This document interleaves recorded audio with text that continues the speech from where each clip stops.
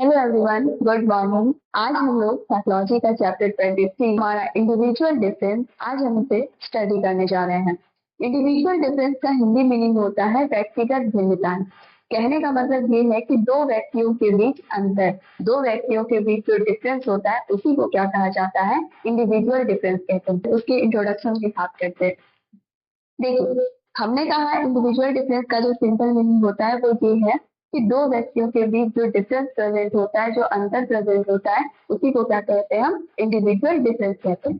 तो कहने का मतलब यही है कि दो व्यक्तियों के बीच जो है कुछ ना कुछ डिफरेंस वो प्रेजेंट होता ही होता है। कभी भी दो व्यक्ति जो है वो हर लेवल पे इक्वालिटी उनमें नहीं होगी। हो सकता है कुछ लेवल पे उनमें समानता प्रेजेंट हो, कुछ चीजें ऐसी हो जिसमें दो व्यक्ति में वो समान रूप से प्रेजेंट हो, लेकिन किसी न किसी लेवल पर उसमें अंतर डिफरेंस जो है वो जरूर प्रेजेंट होगा, जो क्या करता है कि एक व्यक्ति को दूसरे व्यक्ति से क्या करता है, अलग करता है, उसे एक व्यक्ति को दूसरे व्यक्ति से अलग पहचान देता है। उसी को क्या कहते हैं हम, इंडिविजुअल डिफरेंस। अगर हम ढूंढे तो दो व्यक्ति को अगर हम सामने रखें, उसमें जो है हम डिफरेंस ढूंढे, ठीक है, और इक्वालिटी ढूंढे, तो हो सकता है उन दोनों में बहुत सारी चीजें जो है हमें इक्वल मिलेगी, लेकिन कुछ ना कुछ कोई ना एक दो तीन चीजें ऐसी जरूर होगी उस व्यक्ति में जो एक व्यक्ति को दूसरे व्यक्ति से क्या करती होगी, अलग बनाती होगी, यूनिक बनाती होगी। इसी को हम क्या कहते हैं, इंडिविजुअल डिफरेंस कहते हैं।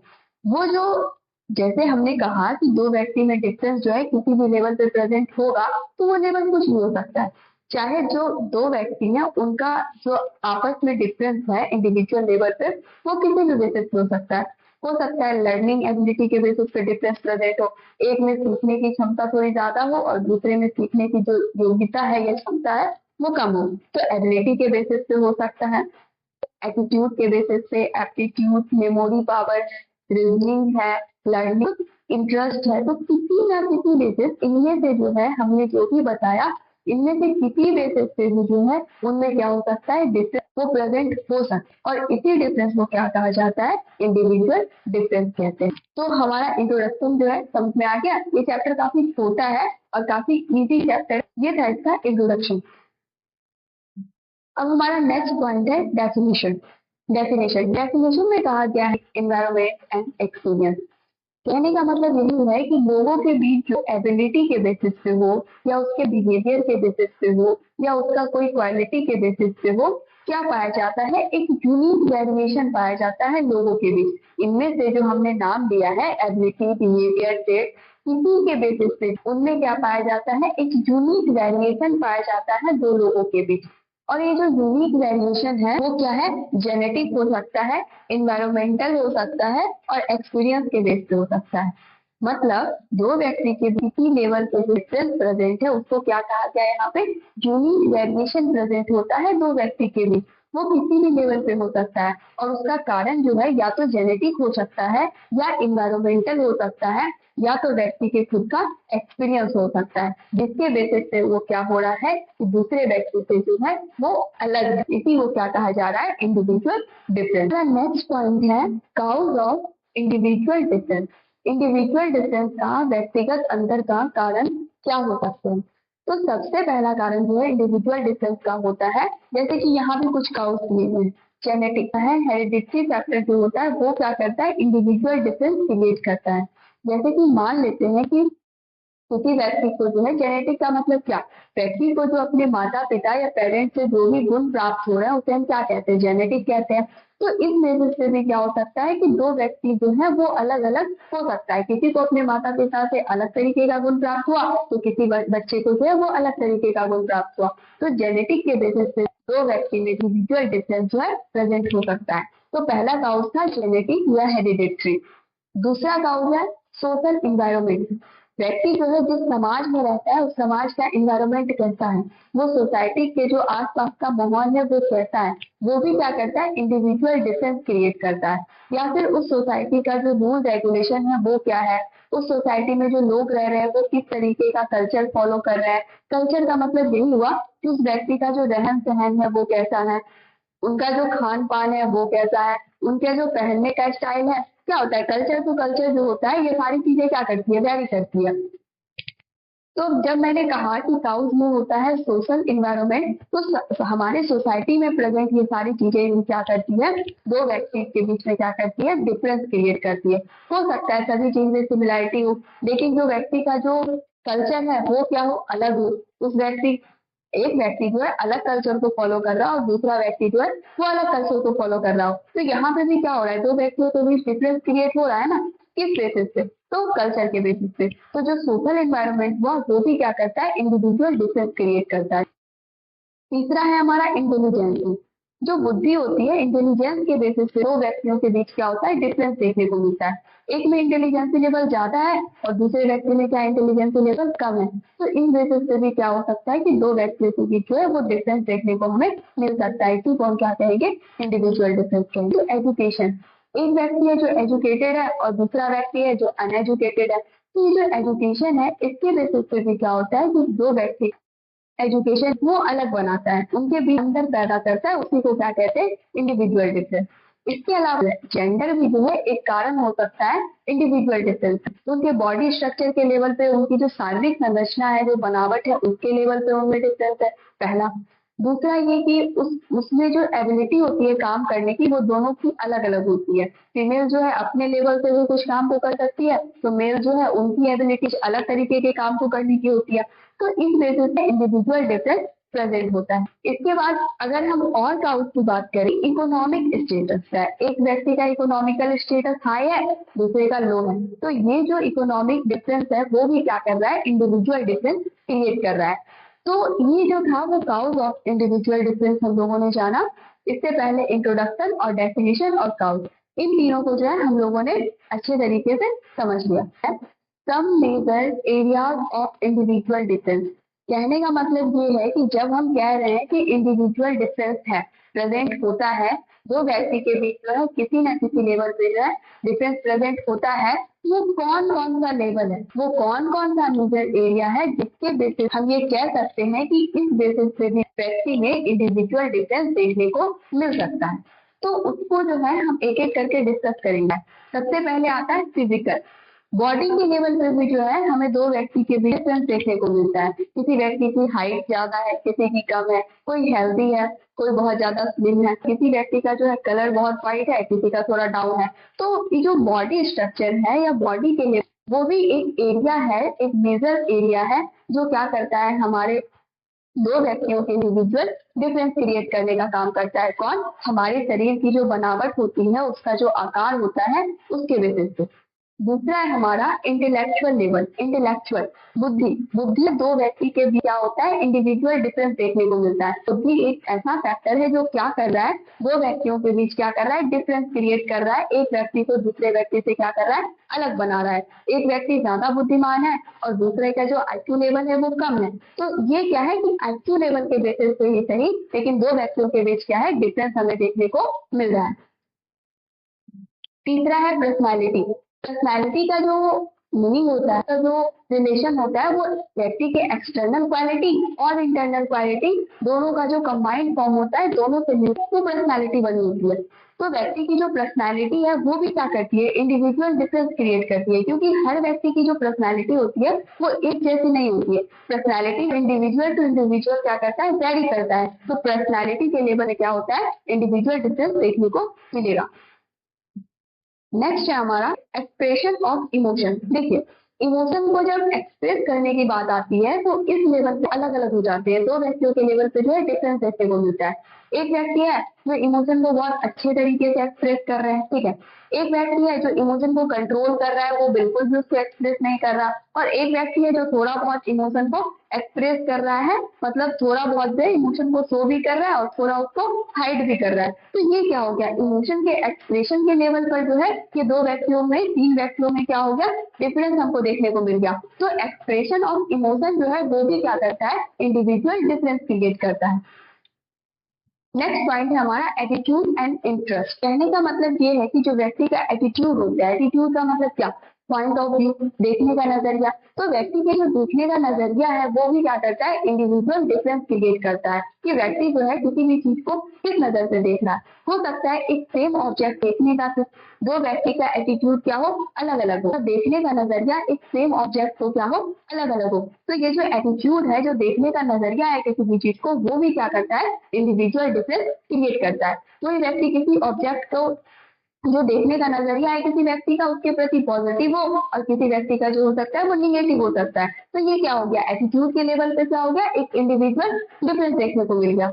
नेक्स्ट है हमारा इंटरेस्ट। देखिए व्यक्ति का जो इंटरेस्ट होता है वो अलग अलग चीजों में होता है। दो व्यक्ति जो है सेम ही काम में उनका इंटरेस्ट हो सकता है कुछ काम ऐसे हो दो व्यक्ति के लाइफ में जो सिमिलैरिटी रखते हो, इनका भी इंटरेस्ट इस चीज में, इनका भी इंटरेस्ट है, लेकिन कुछ काम ऐसे जरूर होंगे जो दोनों को जो है इंटरेस्ट के बेसिस पे ही सही क्या करते होंगे, डिफरेंस करते होंगे, डिफरेंस क्रिएट करते होंगे दो व्यक्तियों के बीच में।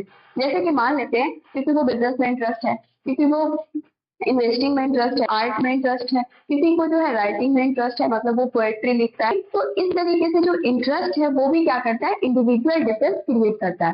ठीक है, अब जो है हमने कई बार इस चीज को जान लिया कि इंडिविजुअल डिफरेंस का मतलब हुआ दो व्यक्तियों के बीच किसी भी लेवल अंतर को हम क्या बोलते हैं, इंडिविजुअल डिफरेंस कहते हैं।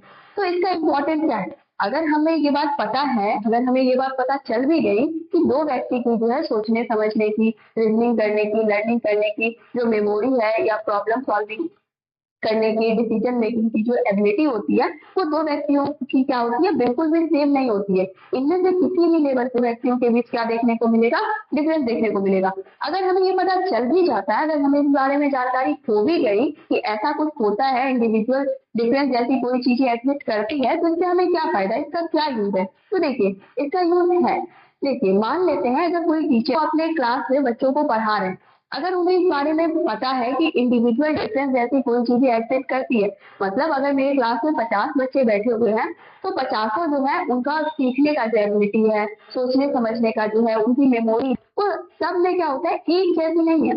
इनमें से किसी भी लेवल बच्चे में क्या हो रहा है, डिफरेंस प्रेजेंट है। ठीक है, तो अब वो टीचर जो है अगर उन्हें इस बारे में पता है कि इंडिविजुअल डिफरेंस जैसी चीजें एग्जिस्ट करती है, तो वो क्या करेंगे, वो बच्चे की इस बात को समझते हुए, बच्चे के बारे में इस तरह की चीजें जानते हुए वो क्या करेंगे, उनको एजुकेट करने की कोशिश करेंगे, उनको वो क्या करेंगे, पढ़ाने की कोशिश करेंगे। ठीक है, क्यों, क्योंकि उन्हें पता है कि बच्चे की जो सीखने और समझने की, सोचने की जो एबिलिटी है ना वो अलग अलग है। तो वो क्या करेंगे कि इस तरीके से पढ़ाएंगे कि सभी जो बच्चे हैं जिनकी जो है थोड़ी कम सीखने और समझने की भी एबिलिटी हो, क्षमता हो, वो भी क्या हो कि उनके द्वारा जो भी चीजें पढ़ाई जा रही है उनको वो समझ सके। वो इस तरीके से जो है उन बच्चों को क्या करेंगे, पढ़ाने की कोशिश करेंगे। इंडिविजुअल डिफरेंस को जो है ध्यान में रखते हुए उनको क्या करेंगे, एजुकेट करने की कोशिश करेंगे, उनको वो कुछ भी समझाने या बताने की कोशिश करेंगे। ये क्या है, इसका यूज। इसके अलावा अगर कोई कंपनी, उनके कंपनी के जो बॉस है उन्हें क्या करना है, एक एम्प्लॉय को सेलेक्ट करना है और उन्हें इस बारे में पता है कि इंडिविजुअल डिफरेंस जैसी कोई चीजें एग्जिस्ट करती है, मतलब हो सकता है किसी व्यक्ति में सोचने समझने की क्षमता ज्यादा हो, रीजनिंग की कैपेसिटी ज्यादा, लर्निंग एबिलिटी बहुत ज्यादा हो, लेकिन कम हो। तो वो क्या है, अगर इस बॉस को पता है कि इंडिविजुअल डिफरेंस जैसी चीजें एग्जिस्ट करती है, तो वो इसी चीज का सहारा लेते हुए, इसी चीज के बेसिस पे वो क्या करेंगे, या फिर अपनी कंपनी में एम्प्लॉय का सिलेक्शन करेंगे। किस बेसिस पे, इसी इंडिविजुअल डिफरेंस के बेसिस पे वो क्या करेंगे, एम्प्लॉय का सिलेक्शन करेंगे और उनके पोस्ट का भी वो क्या कर सकते हैं, सिलेक्शन कर सकते हैं। किस तरीके के जो एम्प्लॉय है, किस तरीके के जो एबिलिटी वाले लोग हैं उनको ये पोस्ट दिया जाना चाहिए और दूसरे तरीके एबिलिटी वाले लोगों को ये पोस्ट दिया जाना चाहिए। तो वो क्या कर सकते हैं, इंडिविजुअल डिफरेंस के लेवल में एम्प्लॉय को सेलेक्ट कर सकते हैं। इसके अलावा पोस्ट के सिलेक्शन में इंडिविजुअल डिफरेंस वहाँ पे इंपॉर्टेंट रोल प्ले करता है। तो इंडिविजुअल डिफरेंस की जानकारी होना ये कोई वेस्ट चीज नहीं है कि मतलब जानकारी है तो बहुत बेकार है, इससे हमें क्या लेना देना। अगर इस बारे में जानकारी है तो अभी हमने दो एग्जांपल दिया और दोनों जगह क्या है, दोनों जो व्यक्ति है, चाहे वो टीचर हो या चाहे कोई कंपनी का बॉस हो, वो दोनों क्या कर रहा है, इस इंडिविजुअल डिफरेंस को ध्यान में रखते हुए अपना काम कर रहा है।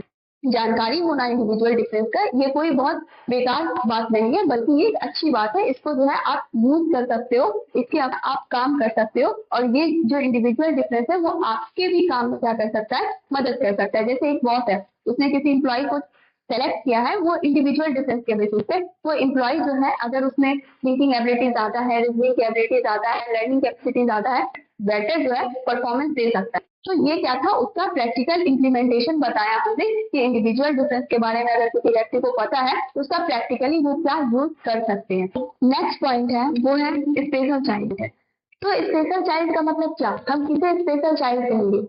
उन बच्चों को हम स्पेशल चाइल्ड कहेंगे जो एक खास तरीके की मेंटल या फिजिकल एबिलिटी के साथ जन्म होता हो, जन्म से ही एक विशेष तरीके की फिजिकल और मेंटल एबिलिटी प्रेजेंट हो, उनके साथ जो है बच्चे का जन्म हुआ हो, तो उस बच्चे को हम क्या कहेंगे? स्पेशल चाइल्ड कहेंगे। जब हम यहाँ कह रहे हैं स्पेशल चाइल्ड, इसका मतलब ये नहीं है कि बच्चा सिर्फ और सिर्फ जीनियस ही होगा, बच्चा डल भी हो सकता है, क्योंकि जब हम यहाँ बात कर रहे हैं एक खास तरीके की मेंटल और फिजिकल एबिलिटी बच्चे में जन्म से प्रेजेंट है, तो वो मेंटल और फिजिकल एबिलिटी वो एबनॉर्मल भी हो सकती है या नॉर्मल भी हो सकती है, वो किसी तरीके की फिजिकल और मेंटल एबिलिटी हो सकती है। तो चाहे वो नॉर्मल हो चाहे वो एबनॉर्मल हो, उस बच्चे को क्या माना जाएगा? एक स्पेशल चाइल्ड माना जाएगा। और ये जो चीजें है ना, जो बच्चे को जन्म से ही क्या कर रही है, ये क्या करती है कि उसे जो है अदर बच्चों से क्या करती है? अलग बनाती है। तो स्पेशल चाइल्ड समझ में आ गया। स्पेशल चाइल्ड हम किसे कहेंगे? वैसे जन्म में कुछ खास तरीके की मेंटल और फिजिकल एबिलिटी क्या हो? प्रेजेंट हो, वैसे बच्चे को हम क्या कहेंगे? स्पेशल चाइल्ड कहेंगे। अब ये जो स्पेशल चाइल्ड है, इनको 4 पार्ट में डिवाइड किया गया है। पहला है जीनियस चाइल्ड, दूसरा है बैकवर्ड चाइल्ड, तीसरा है डल चाइल्ड और चौथा है जुवेनाइल डेलिक्वेंट चाइल्ड। ठीक है। अब ये 4 तरीके स्पेशल चाइल्ड होते हैं। हमने कहा नॉर्मल या एबनॉर्मल, किसी तरीके की एबिलिटी प्रेजेंट हो सकती है, दोनों किस कैटेगरी में जाएंगे? स्पेशल चाइल्ड की कैटेगरी में जाएंगे। सबसे पहले हम बात करते हैं जीनियस चाइल्ड की। जीनियस, इसका जो आईक्यू लेवल होता है ना, वो क्या होता है? 130 या 130 से ज्यादा होता है। जिस बच्चे का आईक्यू लेवल 130 से ज्यादा हो, उसको क्या कहा जाता है? जीनियस चाइल्ड कहा जाता है। जीनियस चाइल्ड जो होते हैं, जो जीनियस बच्चे होते हैं, वो अपने लेवल के जो बच्चे हैं, जो काम कर रहे हैं, जो बच्चे मान लीजिए सेम एज ग्रुप का बच्चा है, ठीक है, एक बच्चा है जो जीनियस चाइल्ड है, और वो क्या है? उसी एज ग्रुप के और भी बच्चे हैं, वो जो काम कर रहे हैं, वो जो चीजें सीख रहे हैं, जो समझ रहे हैं, जो पढ़ रहे हैं, उनसे जो इनका लेवल होता है जीनियस चाइल्ड का, वो क्या होता है? ऊपर होता है। वो अपने ही एज ग्रुप के बच्चे से लेवल में क्या होते हैं? ऊपर होते हैं, और उनका आईक्यू क्या होता है? 130 से ज्यादा होता है। तो ऐसे बच्चे को क्या कहा जाता है? जीनियस चाइल्ड की कैटेगरी में रखा जाता है।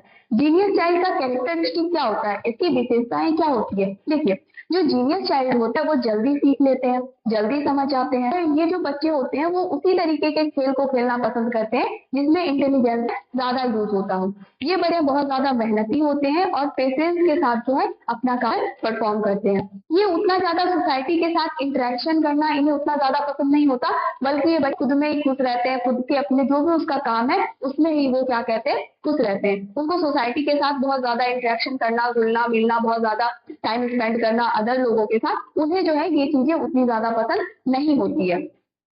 तो ये क्या था? हमारा जीनियस चाइल्ड का क्या था? कैरेक्टरिस्टिक था। ये किसका टाइप है? एक स्पेशल चाइल्ड का पहला टाइप था। दूसरा है हमारा बैकवर्ड चाइल्ड। बैकवर्ड चाइल्ड का जो आईक्यू होता है वो 90 के इक्वल हो सकता है या 90 से थोड़ा बहुत कम हो सकता है। तो बैकवर्ड चाइल्ड हम किसे कहेंगे? बैकवर्ड चाइल्ड जो है उस बच्चे को कहेंगे जो बच्चा क्या हो कि जो अपने एज ग्रुप के जो बच्चे हैं, जो नॉर्मली किसी काम को कर ले रहे हैं, वो बच्चा क्या है? उस काम को करने में उसे दिक्कत हो रहा है, वो बच्चा उस काम को जो है नहीं कर पा रहा है। जैसे मान लीजिए कुछ बच्चे 5 क्लास के, तो 4 क्लास का जो भी पढ़ने वाली चीजें होगी, जो भी कंटेंट होगा, जो भी 4 क्लास का क्वेश्चन होगा, उसको 5 क्लास के बच्चे जो है सॉल्व कर पाने कैपेबल है। लेकिन कोई बच्चा जो है उसको सॉल्व नहीं कर पा, उसको सॉल्व कर पाने में वो कैपेबल नहीं है, मतलब अपने एज ग्रुप के जो बच्चे हैं उनका जो लेवल है उससे क्या है, इस बच्चे का लेवल क्या है? कम है। तो उस बच्चे को हम क्या कहेंगे? बैकवर्ड चाइल्ड कहेंगे। बैकवर्ड चाइल्ड की कैरेक्टरिस्टिक क्या होता है? इसकी जो विशेषताएं होती है, वो किसी चीज को जो है धीरे से बहुत स्लोली वो किसी चीज को सीखता और समझता है। बैकवर्ड चाइल्ड होते हैं वो सोसाइटी के अगेंस्ट भी जो है जाकर कुछ काम को करते हैं, उसमें इमोशनल अनस्टेबिलिटी पाई जाती है। तो ये सारा जो कैरेक्टरिस्टिक है, जो फीचर है, वो किसका है? बैकवर्ड चाइल्ड का है। तो बैकवर्ड चाइल्ड समझ में आ गया। अब हमारा तीसरा है डल चाइल्ड। डल डल चाइल्ड जो है उस चाइल्ड को कहते हैं जिनका जो आईक्यू 70 से जो है कम ही हो, उस चाइल्ड को हम क्या कहेंगे? डल चाइल्ड कहेंगे। ये जो बच्चे होते हैं ये नॉर्मल बच्चे से जो है काफी नीचे होते हैं। नॉर्मल बच्चे की तुलना में जो है एक एवरेज जो बच्चे होते हैं जिनका एवरेज आईक्यू है, उनसे क्या होते हैं? ये लेवल में थोड़ा नीचे होते हैं। कौन? किस तरीके के चाइल्ड? डल चाइल्ड। अब जो डल चाइल्ड है उनको जो है 4 टाइप में डिवाइड किया गया है। एक है डल लर्नर, जिसका आईक्यू इतना से इतना हो। दूसरा है मॉडर्न, तीसरा है एम्बेसिल और फोर्थ है इडियट। इडियट का हिंदी होता है जड़ बुद्धि वाले बच्चे। इनका आईक्यू क्या होता है, बिलो 25 होता है। तो अब हम एक एक करके समझते हैं। डल लर्नर, जो डल लर्नर बच्चे होते हैं ये इसी का टाइप है, डल चाइल्ड का ये चारों टाइप है। जो डल लर्नर बच्चे होते हैं वो उनका जो आईक्यू है वो कितना है, 75 से 90 है ना। तो इनका जो आईक्यू है डल लर्नर बच्चे का वो क्या होता है, एक नॉर्मल जो एवरेज बच्चे का आईक्यू होता है उससे थोड़ा ही कम होता है, जिसके कारण जो है जो डल लर्नर बच्चे हैं उसे एक साथ जो एवरेज आईक्यू वाले बच्चे हैं उनके साथ इसे बैठा के पढ़ाया जा सकता है, उनके साथ इसे कुछ भी सिखाया जा सकता है, इसमें कोई ज्यादा दिक्कत वाली बात नहीं है। दूसरा है हमारा मॉडल। इनका जो आईक्यू होता है वो 50 से जो है 75 के बीच में। इनको अगर किसी भी चीज को आपको सिखाना है या समझाना है तो उनके लिए आपको क्या करना पड़ेगा, बहुत ज्यादा फोर्स लगाना पड़ेगा, आपको बहुत ज्यादा कोशिश करनी पड़ेगी उस बच्चे को जो है सिखाने के लिए, समझाने के लिए आपको बहुत ज्यादा प्रयास करने की जरूरत पड़ेगी। नेक्स्ट है हमारा इम्बेसिस। इसमें क्या होता है कि जो आईक्यू है उसका 25 से 50 होता है। इस तरीके के जो बच्चे होते हैं उनको आप एजुकेट नहीं कर सकते हैं, उन्हें शिक्षा नहीं दी जा सकती है इतने आईक्यू वाले बच्चे के। तो वो किस तरीके का काम कर सकते हैं, तो इस बच्चे शिक्षा तो नहीं दी जा सकती है, एजुकेशन से रिलेटेड कोई चीजें आप इसे नहीं बता या समझा सकते हो, लेकिन इस बच्चे फिजिकल ट्रेनिंग दी जा सकती है। किसी तरीके की कोई फिजिकल ट्रेनिंग है ना वो इस बच्चे को दी जा सकती है, वो जो बच्चा है इस चीज को जो है वो कर लेगा, लेकिन उसको पढ़ाया नहीं जा सकता है। नेक्स्ट जो हमारा फोर्थ है वो है इडियट। इनका जो आईक्यू लेवल होता है वो बिलो 25 होता है। इसे ना तो एजुकेशन दिया जा सकता है और ना ही किसी फिजिकल ट्रेनिंग दिया जा सकता है। तो ये समझ में आ गया ये क्या था, डल चाइल्ड का जो है वो टाइप डेलिक्वेंट चाइल्ड। इसका हिंदी होता है बाल अपराधी बालक। अगर कोई वो क्या है, वो सोसाइटी के अगेंस्ट जाकर, जो भी सोसाइटी के नियम कानून के जो रूल रेगुलेशन है उसके अगेंस्ट जाकर जो है उसके विरोध करके, उसको तोड़ के, उसके अगेंस्ट में अगर कोई काम करता है कोई व्यक्ति तो उसे क्या कहा जाता है, डेलिक्वेंट चाइल्ड कहा जाता है। अगर कोई बच्चा इस तरीके का काम करता है तो उसे क्या कहते हैं, जुवेनाइल डेलिक्वेंट कहते हैं, उसे क्या कहते हैं, अपराधी कहते हैं। जब कोई व्यक्ति, यहाँ बच्चे की बात हो रही है लेकिन हम इस तरीके से समझ सकते हैं, जब भी कोई बच्चा या कोई व्यक्ति वो सोसाइटी के नियम कानून को तोड़ते हुए उसके विरोध में, उसके अगेंस्ट जाके किसी काम को करता है उसे हम क्या कहते हैं, अपराधी कहते हैं। लेकिन अगर वही ये काम जो है कोई बच्चा करे, कोई चाइल्ड जो है इसी तरीके के काम को करता है कि वो सोसाइटी के नियम कानून के विरोध में जो है उसके अगेंस्ट जाके किसी काम को करता है तो उस बच्चे को क्या कहा जाता है, जुवेनाइल डेलिक्वेंट चाइल्ड, मतलब बाल अपराधी बालक। देखिए सोसाइटी के जो नियम कानून है जो भी बनाए गए हैं चलाने के लिए सोसाइटी को, उसके अगेंस्ट किसी ने काम किया, उसे तोड़ा तो उसे हम तो अपराधी मानेंगे ही, ठीक है। लेकिन अगर किसी बच्चे ने तोड़ा तो उसे क्या कहा जाता है, उसमें जो है चाइल्ड लग जाता है बस, तो इसीलिए उसका नाम क्या हो गया, जुवेनाइल डेलिक्वेंट चाइल्ड, बाल अपराधी बालक। वैसे तो अपराधी होगा लेकिन अगर किसी बच्चे ने इस तरीके का काम किया तो वो बच्चा क्या कहलाएगा, बाल अपराधी बालक कहलाएगा। बच्चे कहने का मतलब क्या है कि वो बच्चा एडल्ट नहीं हो, उसका जो एज है वो 18 साल या 18 साल से जो है कम एज ग्रुप का बच्चा हो। अगर वो इस तरीके का काम करता है तो उसे किस कैटेगरी में रखा जाएगा, जुवेनाइल डेलिक्वेंट चाइल्ड कहा जाएगा, उसे इस कैटेगरी में रखा जाएगा। अब जो हमारा नेक्स्ट पॉइंट है वो क्या है, कैरेक्टरिस्टिक। ठीक है, देखिए किसी भी बच्चे को जो है इस वर्ड का यूज करना किसी भी बच्चे के लिए कि जुवेनाइल डेलिक्वेंट चाइल्ड है, ये बच्चा जो है वो अपराधी बालक है, ये कोई व्यक्ति ऐसे ही नहीं कर देता किसी के लिए भी। जब वो सोसाइटी के अगेंस्ट चला जाता है, मतलब अगेंस्ट जाने का मतलब जो समाज के नियम कानून जो बने हुए हैं उसको वो नहीं मानता, समाज को चलाने के लिए एक नियम कानून बने हैं उसको वो तोड़ के, उसका वो उल्लंघन करके, उसको वो तोड़ के क्या करता है, बाहर चला जाता है, उसके विरोध में वो काम करता है, तब उस बच्चे के लिए इस वर्ड का यूज किया जाता है। उनकी विशेषताएं क्या होती है, सबसे पहला उसका कैरेक्टरिस्टिक ये होता है कि उस बच्चे की जो नीड है ना वो बहुत ज्यादा होती है, उस बच्चे की आवश्यकता बहुत ज्यादा होती है, जिस कारण से वो अपनी नीड की फुलफिल के लिए क्या करता है, वो गलत कदम भी उठा लेता है। दूसरा कैरेक्टरिस्टिक जो उसका ये हो सकता है, उस बच्चे में इमोशनल अनस्टेबिलिटी प्रेजेंट होती है, वो बिहेवियर से अग्रेसिव होता है, वो सोशल नॉर्म की जो है परवाह नहीं करता। ठीक है, वो जो सोशल नॉर्म है उसकी वो परवाह नहीं करता। वो जो स्वभाव बच्चा बहुत ही ज्यादा जिद्दी होता है, सेल्फिश होता है, इस तरीके का नेचर प्रेजेंट होता है। तो ये क्या था, उसका कैरेक्टरिस्टिक था। अब हमारा नेक्स्ट पॉइंट है काउज। अगर कोई बच्चा जो है वो अपराध कर काम को कर रहा है तो उसके पीछे कारण जो है वो क्या क्या हो सकते हैं, तो सबसे पहला कारण है हेरिडिटरी काउज।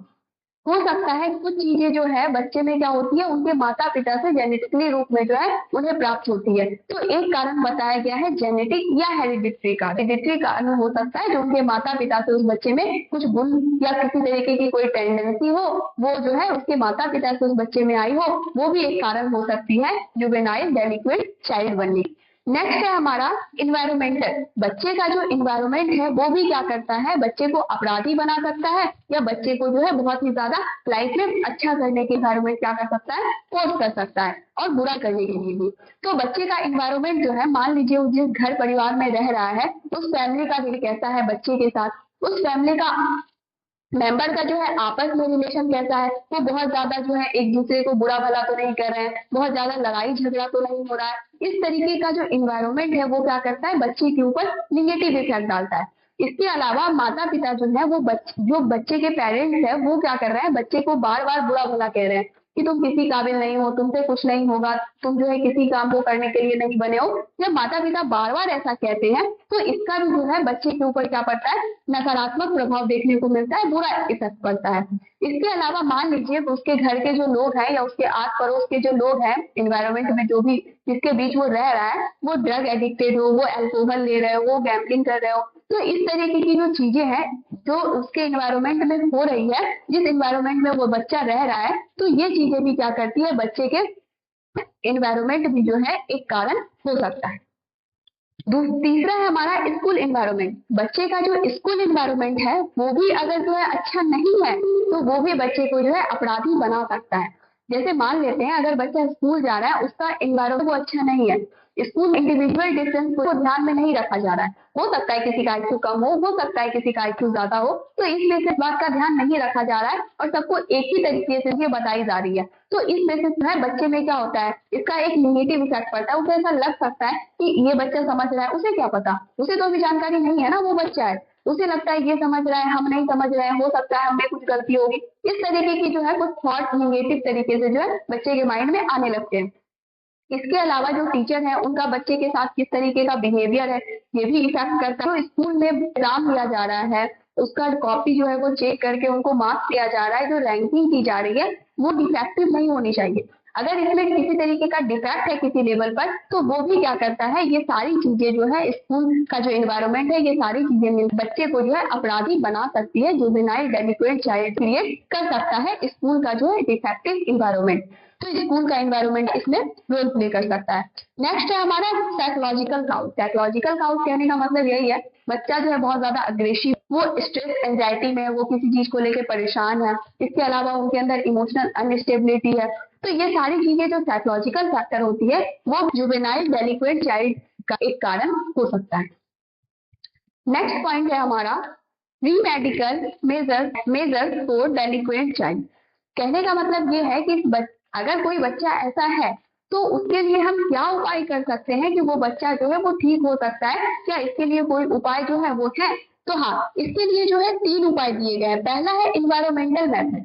ये मेथड ये कहता है कि बच्चे का इन्वायरमेंट चेंज कर दिया, बच्चे का अगर इन्वायरमेंट चेंज कर दिया जाए तो ये भी एक तरीका है कि जो बच्चा अपराधी बन चुका है उससे क्या कर सके, उसे ठीक किया जा सके। तो पहला है इन्वायरमेंटल मेथड, इन्वायरमेंट को चेंज कर दिया जाए। दूसरा है साइकोलॉजिकल मेथड।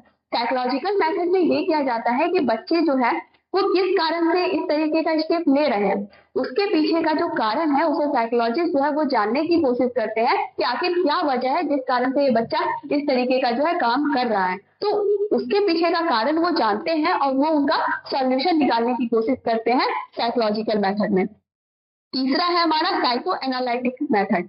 इस मेथड में क्या किया जाता है कि जो बच्चे के अनकॉन्शियस माइंड में कोई चीजें रिप्रेस है, चाहे वो डिजायर है, कोई मोटिव है जो रिप्रेस है, जिसके वजह से जो है बच्चा इस तरीके का काम कर रहा है, तो इस मेथड में क्या किया जाता है कि उस बच्चे के जो रिप्रेस डिजायर है या रिप्रेस मोटिव है जो कि अनकॉन्शियस माइंड में स्टोर है, उनको बाहर लाया जाता है ताकि जो है इस बारे में पता लगाया जा सके कि कौन से ऐसे डिजायर और मोटिव है जो अनकॉन्शियस लेवल पे जो है बच्चे के माइंड में स्टोर है और वो डिजायर और वो बच्चे से इस तरीके के जो है काम करवा रहे हैं, आपराधिक प्रवृत्ति बच्चे में ला रहे हैं। तो उनको वो पहले तो जाना जाता है कि कौन से डिजायर और मोटिव है, उसके बाद उसका वो सॉल्यूशन निकालने की कोशिश करते हैं कि इस चीजों को खत्म किया जा सकता है, क्या इन चीजों को सॉल्व किया जा सकता है, वो जो है ध्यान दिया है। तो ये समझ में आ गया।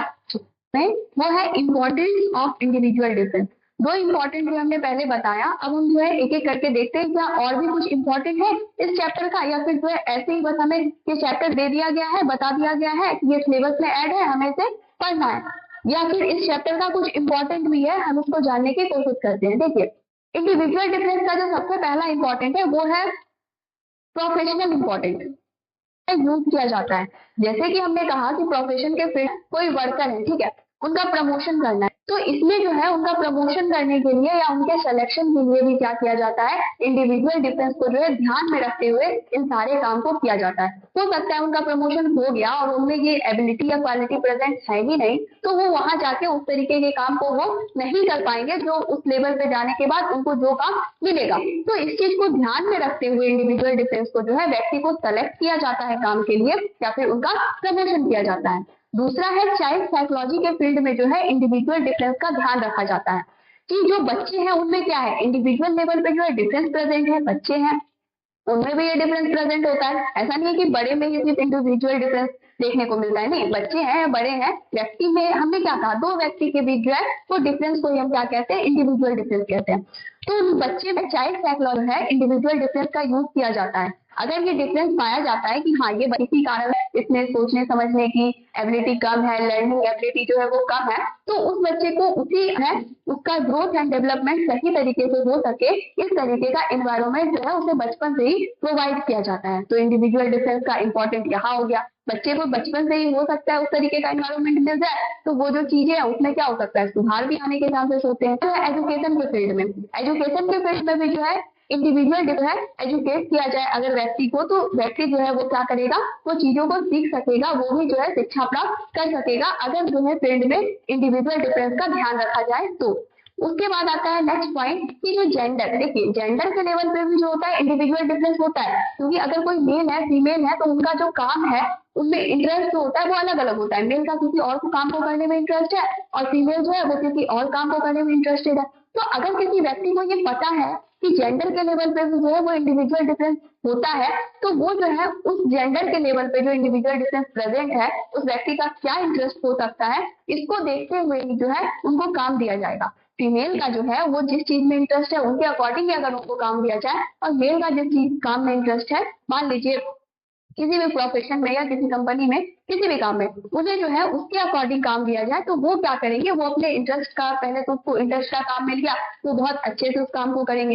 इससे जो है जिसका काम है, जो व्यक्ति उस व्यक्ति से काम करवा रहा है उनका भी अपना फायदा है। तो इंडिविजुअल डिफरेंस जो है वो बहुत इंपॉर्टेंट है, बस ये चैप्टर नहीं है बल्कि इसको ध्यान में रख हम बहुत जगह जो है इनका प्रैक्टिकल इम्प्लीमेंट भी कर सकते। तो ये जो हमारे चैप्टर था 23 इंडिविजुअल डिफरेंस, ये कंप्लीट हुआ। ये काफी छोटा सा चैप्टर था, काफी इजी चैप्टर था। आई होप कि आप लोगों को ये चैप्टर समझ में आ गया होगा। Thank you.